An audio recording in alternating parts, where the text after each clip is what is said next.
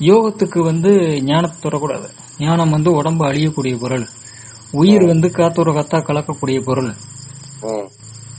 ஆன்மா அழியாதது. இந்த மூணு தான் அவர் சொல்லியிருக்காரு. அப்படி இருக்கும்போது வாசி தேவையா? உடம்பு உயிர் எல்லாமே வீண், ஆன்மாவே அழியாத பொருள்னா வாசி எங்க தேவைப்படாதுல்ல. வாசி யோகம் பண்ண வேண்டியது இல்ல, நீ தவம் பண்ண வேண்டியது இல்ல, தினசரி சாதனா பண்ண வேண்டியது இல்ல. சோ ஞான மார்க்கத்தினுடைய விளக்கத்தை தொடக்கூடாது யோகத்தில் இருக்கிறவங்க அந்த நிலைக்கு போற வரைக்கும். அது முன்னாடியே சொல்லியிருக்கேன், தொட்டுவிடலாகாது ஞான மார்க்கம் துரை நிலை நன்றாக வாய்க்கும் மட்டும், துரை நிலை வாய்க்கும் மட்டும் அது தொடக்கூடாது. அதாவது தியானம் சித்தியாகிற வரைக்கும். அஷ்டாங்க யோகத்துல சொல்லியிருக்கிற 7 நிலைகள் தாண்டி 8 தியானம் சமாதி. இப்படி தியானம் சித்தியாகிற வரைக்கும் ஞான நிலையை தொடக்கூடாது. அது தொட்டுட்டீங்கன்னா நீங்க எந்த மருந்து சாப்பிட முடியாது, வாசி பண்ண முடியாது. வாசிக்கு ஞானத்துக்கு சம்பந்தம் கிடையாது. அது இடகலை இருந்தா என்ன, பெண்களை இருந்தா என்ன, அதுக்கு இதுக்கு சம்பந்தம் கிடையாது. சோ இது ஞான மார்க்கத்தினுடைய விளக்கம். அதுலயும் போகா புனல் அப்படின்னா விந்து போகாது, அது ஒரு ஒளி மாதிரி தங்கி உள்ளுக்குள்ளேயே நின்னுக்கும். மரணமாகும் போது விந்து போகாதுன்னு ஐயா சொல்லியிருக்காரு. இயற்கை மரணத்துல விந்து வெளியே போயிடும், அது எல்லாருக்கும் தெரியும். முன்னாடி பெரியவங்களை விசாரிச்சீங்கன்னா தெரியும். முதல் தலைமுறை தாத்தா பாட்டி இருந்து விசாரிச்சீங்கன்னா தெரியும். அவங்க வீட்டுல யாராவது இறந்துட்டாங்கன்னா அது உண்மையிலுமே இயற்கை மரணமா அப்படின்னு உறுதிப்படுத்துவதற்காக வண்ணார் வருவாங்க. வண்ணார் அவங்க கட்டியிருந்த கடைசியா அவங்க கட்டியிருந்த உடுத்திருந்த உடையை எடுத்து அவன் துவைப்பான், துவைச்சு கொடுப்பான். அதை துவைக்க எடுக்கும் போது அதுல விந்து இருக்கும், இயற்கை மரணம் இருந்தா. அதை வச்சுதான் கன்ஃபார்ம் பண்ணுவாங்க. வீட்டுல ஊர்ல கிராமத்துல யாராவது பழைய தலைமுறை இருந்தா விசாரிச்சு பாத்தீங்கன்னா இந்த கருத்து உண்மைங்கிறது புரியும். இயற்கை மரணத்துல விந்து வெளியே போயிடும். அது போகா புனலுக்கு அந்த அர்த்தம் கிடையாது. அது போகா புனல் விந்த உள்ள நிறுத்துறது தான். போகா புனலா அது மாத்தணும்னா சாகா கால் உருவாகணும். மூச்சு விரயமாகாம உள்ளே தங்குச்சுன்னா அது சாகா கால். மூச்சு விரயமாறத குறைக்கணும். இதெல்லாம் சமாதி நிலையினுடைய பூரண விளக்கங்கள். இது முன்னாடியே சொல்லிட்டோமே, சாகா கால் உள்ளுக்குள்ளே உலாவிட்டு இருந்துச்சுன்னா விந்து அது அழியாத காக்கும், போகா புனலா மாத்தோம். அதனால வேகாத தலையில் இருக்கிற கபத்தை அது வேக வைக்கும். சுருக்கமா போன இதுலயே சொல்லிட்டோம்ல.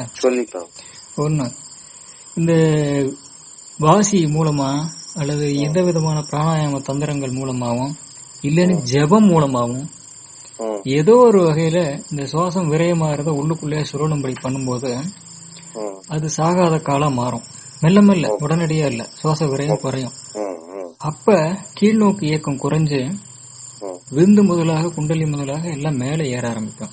அதாவது அதனுடைய சத்து மேல ஏற ஆரம்பிக்கும். ஸ்தூல வடிவத்துல இல்ல, சூக்ஷ்ம வடிவத்துல. பிராணனா குண்டலினியா ஏற ஆரம்பிக்கும். சரி, இது கடைசியில புலன் ஒடுக்கத்தை கொடுத்து சமாதி நிலையை கொடுக்கும். சமாதி நிலையில மூச்சு ஓடுறது வெளியே தெரியுமா? இல்ல. அது பேர் சாகாக்கால். அதுக்கு பேர் சாகாக்கால். விந்து என்ன ஆகும்? சரி, முன்னவே நீங்க சொன்னதுதான். உயிர் சைவ சித்தாந்தத்துல உயிர் என்னென்ன நிலைகள்ல ஜாக்கிர அவஸ்தையில எங்க இருக்கும், சொப்பன அவஸ்தையில எங்க இருக்கும்? இந்த ஜாக்கிரத்துல சொப்பனத்துல கண்டத்துல இருக்குமா? கண்டத்துல இருக்குங்க. சொப்பனத்துல கண்டத்துல இருக்கும். சரி, இப்படி இதே மாதிரி ஜாக்கிரத்துல ஆக்ஞா சக்கரம் ஆக்ஞால இருக்கும். சமாதியில மூலாதாரம், சுளுத்தில நெஞ்சுக்கு இறங்கிடும், சுளுத்தில மார்புக்கு வந்துடும். சமாதியில மூலாதாரத்துல சைவம் சொல்லுது, மூலாதாரத்திலே அது ஒடுங்கிடுது இல்ல. அஷ்டாங்க யோகமா அதான் சொல்லுது. திருமூலர் சொன்னது அஷ்டாங்க யோகத்துல அதுதான் சொல்லப்படுது. சரி, சொல்லப்படுதுங்கிறத அனுபவத்துல இருந்து அதுதான் மூலத்துல அது ஒடுங்கிக்கும். மூலத்துல ஒடுங்குச்சுன்னா அது எங்க நிக்கும்? மூலத்திலேதான் நிக்கும். வெளியே போகுமா? புனல்னா அதுதானே, அது போகா புனல் ஆயிடுச்சு. சமாதி நுழையினுடைய விளக்கம் முதல்ல ஆரம்ப நிலையிலிருந்து தியானம்ங்கறத சித்தி பண்ணாம எதுக்கு இந்த விளக்கத்துக்கெல்லாம் போறீங்க? போக வேகா தலைன்னா இதெல்லாம் இருந்தா தலையில இருக்கிற இந்த கபம் வெந்து போயிடும். சுண்ணாம்பு கலவை வேற மாதிரி வெந்து போயிடும். இது ஆன்மா அழியாதது. வேகா தலைன்னா ஆன்மா அழிக்கவே முடியாது. அப்புறம் எதுக்கு யோக தந்திரங்கள் எல்லாம்? இந்த விளக்கம் யோகத்துக்கு பொருத்தமாகாது, ஞானத்துக்கு இது பொருத்தமாகாது. ஞானத்துக்கு இதை பேசுறதே இல்லையே. இது எதுக்கு பேசணும்? இந்த தத்துவத்தை ஞானத்துல பேச வேண்டியதே இல்லையே. அப்பா நீ ஒரு நாக்கினைன்னு இல்ல வரணும். இது எதுக்கு வரும்? இது தேவையில்லை இல்ல ஞானத்துக்கு. ஞானத்துக்கு இந்த சாகாக்கள் அந்த வரம்லாம் வராது. ஐயா நீ என்ன ஆக்குன, நான் ஆன்மாங்கிறது இருந்து ஆரம்பிக்கும். அதுல காலு தலை அதுல எல்லாம் அந்த இதுவே கிடையாது. ஞான மார்க்கத்துல ரெண்டையும் போட்டு குழப்பிக்க கூடாது. ஒண்ணு, இப்ப இருக்கிறவங்க நல்லா படிச்சிருக்கீங்க, அதுல உங்க அறிவு நல்லா வேலை செய்யுது. இதனால திரும்ப திரும்ப இந்த பரிபாஷை வார்த்தைகளுக்கு அர்த்தம் தேடுறீங்க. தினம் செய்ய வேண்டிய செய்றீங்களா? ஒருத்தர் சித்தர் பாடல்களுக்காக விளக்கம் தேடிட்டு போறாங்க. இன்னொருத்தர் அந்த எழுத்து என்ன இந்த எழுத்து என்னன்னு சொல்லி போறீங்க. சரி, இதனுடைய பர்பஸ் என்ன? இன்னொருத்தர் சாகாக்கால் வேகாத்தலை போகா புனலுங்கிறீங்க. இதெல்லாம் பர்பஸ் என்ன?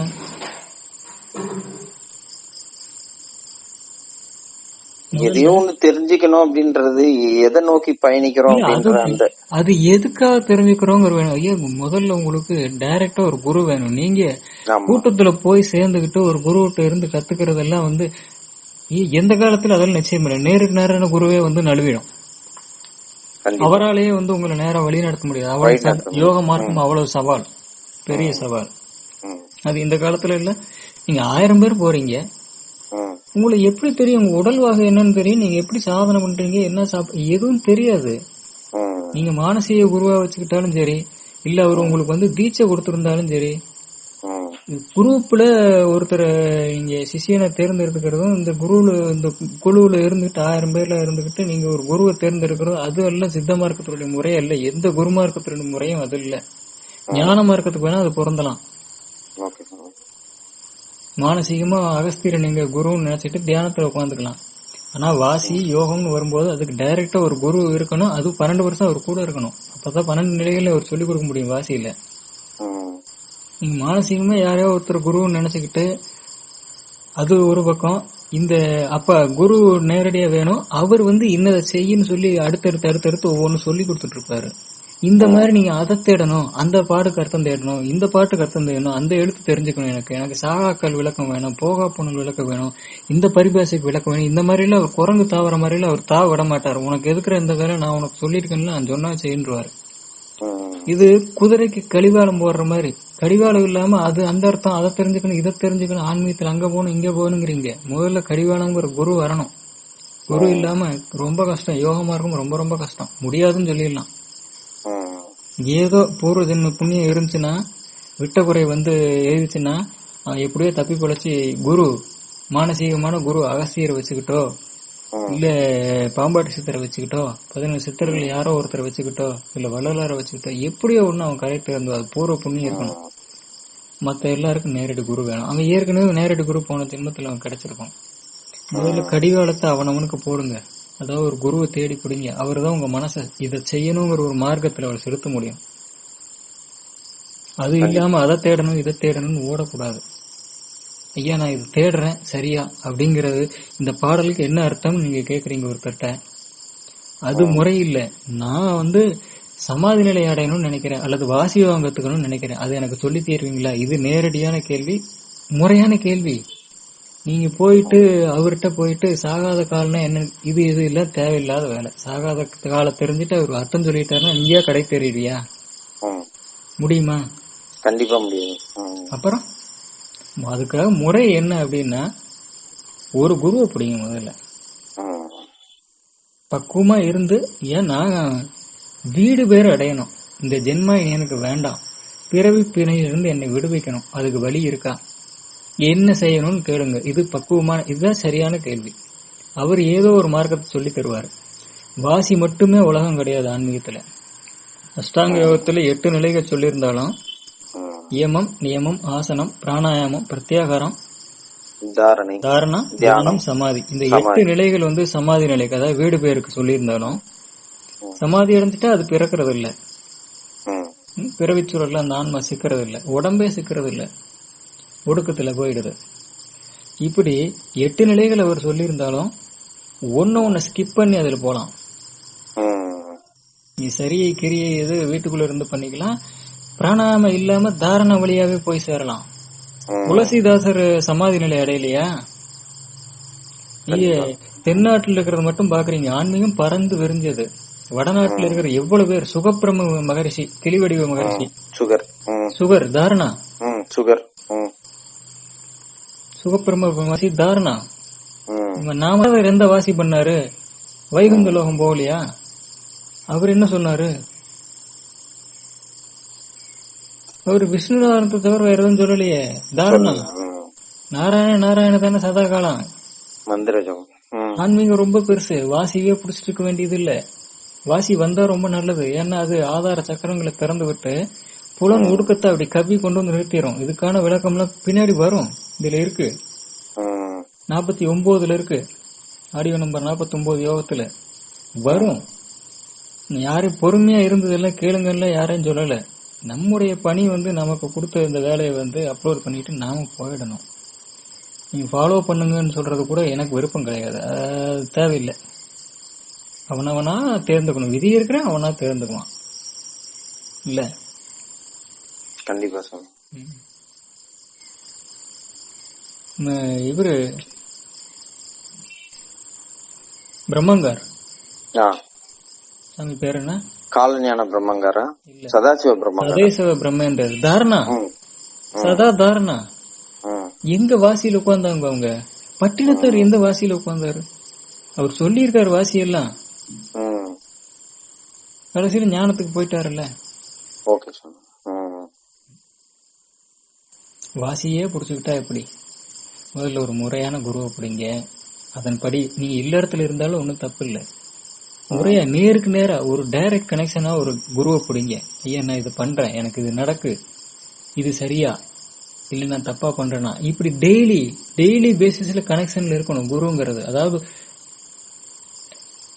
விதி என்னன்னா குரு கூட சேர்ந்து வாரணும், குருகுலமா வாரணும். இல்லைனாலும் சம்சாரத்தில் இல்லைனாலும் நேருக்கு நேரம் ஒரு குருவை முதல்ல பிடிங்க. அதை விட்டுட்டு அதுக்கு அர்த்தம் இதுக்கு அர்த்தம்னு சொல்லி நீங்க கேட்டதையெல்லாம் நம்பிட்டு இருந்தீங்கன்னா எப்படி கரை சேருவீங்க? கடிவாதம் இல்லாத குதிரை எங்க போய் சேரும்? விரும்பினதுக்குள்ள கண்ணுல பார்த்த வைக்கல கவர்ச்சியா எங்க இருக்கும் அங்க போய் சேரும். அந்த பழைய குறிப்பேட்டுல ஒரு வெள்ளை எருக்கு அதனுடைய வேறு எடுத்து விநாயகரா செஞ்சு அந்த விநாயகர் விக்கிரகத்துல ஆதி மூல கணபதி எப்படி ஆவாகனம் பண்றது அப்படின்னு சொல்லி அப்படி விலாவரி வச்சிருப்பாரு. இந்த மூல மந்திரத்தை, இந்த மூல மந்திரத்தை இந்த விதத்துல நீ சொல்லலைன்னா சித்தி ஆயிடும். அப்ப இந்த வெள்ள இருக்கு வேர்ல இந்த விநாயகர்கள் அவரு அமர்வாரு. சில காரியங்களை இந்த சித்திகளை கொடுப்பாரு. இஷ்ட காரிய சித்தி கணபதி அல்லது வல்ல கணபதி அப்படின்னு சொல்லி பேர் வச்சிருந்தாரு. இத படிச்சுட்டு போய் ஒரு சாமிகிட்ட கேட்க, உண்மையாலுமே அது விவரம் தெரிஞ்ச சாமி இல்லைன்னா அவனுக்கு எடுத்திருக்கும், அவன் கதையை க்ளோஸ் ஆக்கியிருக்கும். போய் கேட்க, இந்த மாதிரி வெள்ளருக்கு எல்லா விவரம் நோட்ல இருக்கு, இருந்தாலும் எப்படி செய்யறது இதுக்கு முன்னாடி செஞ்சது இல்ல. கண்டிப்பா என்ன வாலிபன் ஒன்னும் தெரியாது, வெளுப்புவான் கும்பிடுவான் வருவான், திடீர்னு மந்திர சித்தி பண்ணு ஆவாகனம் பண்ணு என்ன தெரியும்.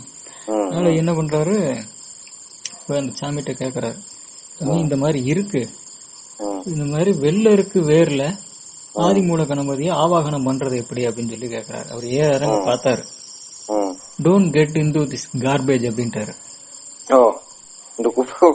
இந்த குப்பைக்குள்ள இறங்காதையாட்டாரு. வேற சாமியா இருந்தா என்ன சொல்லிருக்கலாம், இதை விட பெரிய மந்திரம் இருக்கு நான் சொல்லித்தரேன்ப்பா. ஏ நீ அது ஆவா சோ பர்பஸ் என்னன்னு அவரு உணர்த்திட்டாரு. அது இதுல இறங்காத, இதெல்லாம் தேவையில்லாத குப்பை அப்படின்னு ஒரு வார்த்தையில முடிச்சுட்டாரு. ஆனா அதுக்கு பின்னாடி என்னன்னா, நீ ஒரு காரியத்தை செய்யற, ஒரு கேள்வி கேக்குறேன்னா அந்த கேள்வி எதுக்காகன்னு வரணும். உனக்கு கடை தேரணும் அப்படின்னா கடை தேர்றதுக்கு குரு வேணும். அவரு என்னென்ன செய்யணும்னு அவர் ஒரு கோடிட்டு கொடுப்பாரு, அதன்படி செய். நீயா போயிட்டு ஏதாவது நூலை படிச்சுக்கிட்டு அதெல்லாம் கோடியில ஒருத்தனுக்கு வருமையா? எத்தனை பேத்துக்கு வருங்கிறீங்க? வள்ளுவருக்கு கடை தேரணும் அப்படின்னா என்ன, எங்க கடை தேர்றது? அதுக்கு ஒரு இது வரணும்ல சாமி. ஒண்ணு அவன் சமாதி ஆகணும், அந்த சிந்தனையாவது இருக்கணும். இதையா ஒண்ணு அவனுக்கு கடை தேரணும்னா இறைவனை பாத்துடணுமா எப்படின்ற ஒரு முடிவுக்கு வந்திருக்கணும்ல சாமி. அவன் கடை தேரணும் முதல்ல என்னன்னு தெரியணும், என்னன்னு தெரியணும்ல. அதுக்கே ஒரு மகான் விளக்கம் கொடுத்துருக்கணும். அதுக்கே விளக்கம் கொடுக்கணும் சாமி. கடை தேரணும்னா என்ன, சாமிய கடவுளையே நேர்ல பாத்துடணுமா, இல்ல சமாதி ஆகணுமா, இல்ல சித்திகளை மட்டும் பெற்றா போதுமா, இல்ல பிறவியா இருக்கணுமா? இதுக்கு அவனுக்கு விளக்கம் சொல்லணும் சாமி. இதுக்கு வேணும்னா நீங்க உட்காந்து சைவ சித்தாந்தத்துல வீடு பேருங்கிற பாகத்தை படிங்க. இறை காட்சி கிடைச்சா அடுத்த பிறவி இல்ல. இந்த ஏற்கனவே நம்ம வீடியோல ஆடியோல பேசிருக்கு.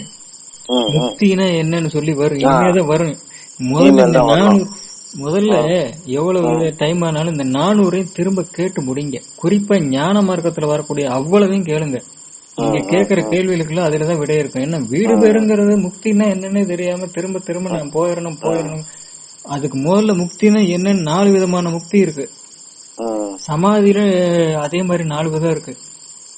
இந்த 4 விதத்தை முதல்ல தெரிஞ்சுட்டு முக்தின்னு என்னங்கிற ஒரு தெளிவுக்கு வந்துட்டு அப்புறமா அதுக்கு போலாம். ஊரே தெரியாம நான் போகணும்னா எங்க எதை நம்ம விளக்குறது? அதுக்கு முதல்ல இந்த ஆடியோல 400 அப்லோட் ஆகட்டும், பூரா கேட்டு முடிங்க, ஒரு முடிவுக்கு வாங்க. அதுக்கப்புறம் புக் இருக்கு, ரெண்டையும் சேர்த்து வச்சு பாத்தீங்கன்னா நீங்க போய் சேர்ந்தறதுக்கு உண்டான எல்லா விவரங்களையும் அது கொடுத்துரும். ஏன்னா புத்தகத்துல ஞானமா இருக்கத நான் எழுதல, அவகாசம் பத்தல, அதனால எல்லாமே ஆடியோவா தான் இருக்கு. அதனால ஞானம் நமக்கு தேவையில்லைன்னு வாசி பண்றவங்களோ இல்ல வைத்தியர்களோ வேற யாரோ வந்து ஞானம் தேவையில்லைன்னு நினைச்சுக்காதீங்க. ஏன்னா அதுதான் அடிப்படை. நீங்க போகணும்னு நினைக்கிறீங்க, ஆனா எங்க போகணுங்கிறது தெரியுங்களா? அந்த எங்க போகணுங்கிறதுக்கு விடையே ஞான மார்க்கத்துக்குள்ளதான் இருக்கு. அந்த ஞானங்கிற தலைப்புக்குள்ளதான் நீங்க என்ன போகணும், நீங்க போகணும் விருப்பப்படுற இடம் என்ன, அது எப்படிப்பட்டது அப்படிங்கறது அங்கதான் இருக்கு. முதல்ல அதை பூரா கேட்டு முடிச்சுட்டு அதுதான் அடிப்படை. அப்புறம் அதுல சொல்லி இருக்கிறதெல்லாம் விவரமா செயல்படுத்தினீங்கன்னா கடை தேர்றதுக்கு ஒரு தெளிவான யோசனை அப்பதான் வரும். ஓ இப்படின்னா இதுதான் அப்படின்னு தெரியும். அதுக்கு முன்னாடி நான் போகணும் குருவை போய் நீங்க அந்த கூட்டத்துக்குள்ள போய் உட்கார்ந்துக்கிட்டீங்கன்னா அவர் ஏதாவது வித்தை சொல்லி கொடுப்பாரு. அது எதுக்காக பயன்படும்? எந்த வித்தையும் கெடுக்க போறது இல்லை யாரையும். கண்டிப்பா ஏதோ ஒண்ணு கிடைக்கும், இல்லன்னு சொல்லல. அவரு சரி இவரு சரியில்லைன்னு இல்ல. எல்லா குருமாரும் நீ எப்படியாவது வந்து இப்ப இருக்கிற நிலையில இருந்து இன்னும் மேம்பட்டுறணும், அதுக்குதான் உதவுவாங்க. எல்லா வித்தையும் எந்த தந்திரம் வந்து ஏதோ ஒரு வகையில ஆன்மாவுக்கு மேல்நிலைக்கு கொண்டு போகும். ஆனா அதுவே இந்த பிறவியில வீடு பெற்ற கொடுத்துருமா? அது கேள்விக்குறிதானே. முதல்ல வீடு பேருங்கிறதுக்கு வார்த்தைக்கு விளக்கம் தானே. அதனால ஞானம் இல்லாம, அந்த ஞானமே இல்லாம நீங்க எதை தேர்னாலும் வந்து எந்த திசையில போகுதுன்னு தெரியாது. முதல்ல இந்த ஞான மார்க்கத்தை முழுசா எல்லா பதிவெல்லாம் முதல்ல அப்லோட் ஆகட்டும், பூராத்தையும் கேட்டு முடிங்க. ஏதாவது கேள்வி வந்துச்சுன்னா இடையில எழுப்பாம எழுதி வைங்க. இடையில எழுப்புனா தப்பு இல்ல. கான்கிரீட்டான ஒரு ஐடியா வச்சுக்கிட்டீங்கன்னா எப்படி ஒரு கைடன்ஸ் எப்படி பண்ண முடியும்? இதுதான் அப்படின்னு ஒரு முடிவுக்கு வந்துட்டீங்கன்னா பண்ண முடியும், திருப்ப முடியாது. அது கஷ்டம். எல்லா பக்கம் தேடி வழி கிடைக்கலங்கிறதா இங்க வந்து உட்காந்துருக்க. இங்கேயே குதர்க்கம் பேசினா நான் என்ன செய்ய? ஓபன் மைண்டடா இருக்கணும்ல. முதல்ல இதெல்லாம் ஏறி அப்லோட் ஆகி முடியட்டும், புத்தகம் வரட்டும், உட்கார்ந்து படிங்க. சித்த மார்க்கத்துடைய மொத்த விளக்கம் அதுல இருக்கும், ரசவாதத்தை தவிர. ஏன்னா ரசவாதம்னு என்னைய கொண்டு விடுவீங்க, அதனால பூரா அதுல இருக்கும். அத முதல்ல படிச்சு முடிங்க. டைம் ஆகும் படிக்கிறதுக்கு. அந்த அறிவு உள்ளுக்குள்ள போய் வேலை செய்யும் போதே வந்து பற்று அருந்து ஓடிடும். பற்று வச்சிருக்கேன், அதை சிந்திக்க கூட முடியாது. அதனால இதை செஞ்சு முடிங்க. இதை படிச்சு முடிக்கிறதுக்குள்ள நீங்க ஜெகத்குரு ஆகிடுவீங்க. அது இருக்கிற புரிஞ்சு போச்சுன்னா.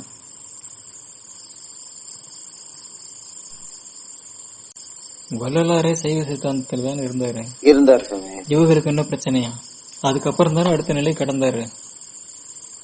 ஏன் திரும்ப திரும்ப இந்த சைவ சித்தாந்த ஞான மார்க்கத்தை படிங்க, அதுல முக்தின்னு சொல்லப்பட்டிருக்க பாகத்தை படிங்க அப்படின்னா, அவ்வளவு மார்க்கங்களிலும் முக்தினா என்னன்னு சொல்லி இருக்கோம். நீங்க அத்வைதம் சொல்றீங்க, வசிஷ்டாத்வைதம் சொல்றீங்க, புத்திசம் சொல்றீங்க, ஜெயினம் சொல்றீங்க. இது எல்லாத்திலயும் முக்தினா என்ன விளக்கம் கொடுக்கப்பட்டிருக்கோ அது எல்லாத்தையும் வந்து வாதுக்கு இழுத்து சைவ சித்தாந்தம் ஜெயிக்குது. அந்த பகுதியை ஆமா, அந்த பகுதியை முதல்ல படிங்க. மெய்யான முக்தினா என்னன்னு அதுல சொல்லியிருக்கோம். இதுக்கு சிவனை கும்பிடுறதுக்கும் இதுக்கு சம்பந்தமே கிடையாது. அவங்க உருவ வழிபாட்டுக்குள்ளே வரல சைவ சித்தாந்தம். சைவ சமயம் வேற, சைவ சித்தாந்தம் வேற. சுத்தம் அது ஞான மார்க்கம். பாடல்கள் மட்டுமே, நாயன்மார்கள் பாடல்கள் மட்டுமே சைவ சமயம் அல்ல. மெய்கண்ட சாத்திரம்னு இருக்கு. அதுல இருக்கா சமயம் முக்தி பத்தி? ஆமா, மெய்கண்ட சாத்திரத்துல இருக்கு. இந்த மெய்கண்ட சாத்திரத்தை எடுத்து படிங்க. அது எடுத்து படிக்கணும்னாவே அவ்வளவு சிரமம். அது அவ்வளவு ஞானம் அது. அதுல ஞான மார்க்கம் முக்தின்னு சொல்லப்பட்டிருக்க பாகத்தை மட்டும் படிங்க. அதுல ஒவ்வொரு மார்க்கத்திலயும் முக்தின்னு என்ன சொல்லியிருக்கோ அது எல்லாத்தையும் இது உடைச்சு சரியான விளக்கத்தை கொண்டு வந்து கொடுக்குது. ஏன்னா அவங்க கேட்கிற கேள்வியிலே பதில் இல்லாம அந்தந்த மார்க்கங்கள் நின்று போகுது. அத்தேதுக்கு கேக்குறான், எல்லாம் நீயே நிறைஞ்சிருக்கேன்னா முக்தி எங்க போய் சேருவ? எதுல இருந்து எதுக்கு போவ? முக்தினா இங்க இருந்து ஆன்மா இன்னொரு கதிக்கு போய் சேர்றது இல்ல. எதுக்கு போய் சேருவ? நீயே சர்வம் பிரம்மம்னா எங்கேயா போய் சேருவ நீ? ஏற்கனவே இதை பத்தி பேசியிருக்கோம், அது ஆடியோ இருக்கும். எதுவா இருந்தாலும் சரி, முதல்ல இந்த 400 கேட்டு முடிங்க. ஒரு தெளிவா கொடுக்கும் 400 முடியறதுக்குள்ளேயே. நீங்க அந்த ஒவ்வொன்று செலக்டிவா வீடியோ கேட்கிற ஆளுகள் எல்லாம் இருந்துச்சுன்னா அது பயன்படாது. குறிப்பா ஞான மார்க்கத்துல எல்லாமே அவசியம். ஒவ்வொரு ஆடியோவும் எது வச்சுக்கலாம் எது வேண்டாம்னு சொல்லி செலக்ட் பண்ணி தேவையில்லாதெல்லாம் நீக்கிட்டு தான் இந்த 400 செலக்ட் பண்ணி வச்சிருக்கு. இதுல எதையும் ஸ்கிப் பண்ண முடியாது. இது ஒவ்வொன்றுமே அவசியம். விளையாட்டு சமாச்சாரம் இல்ல.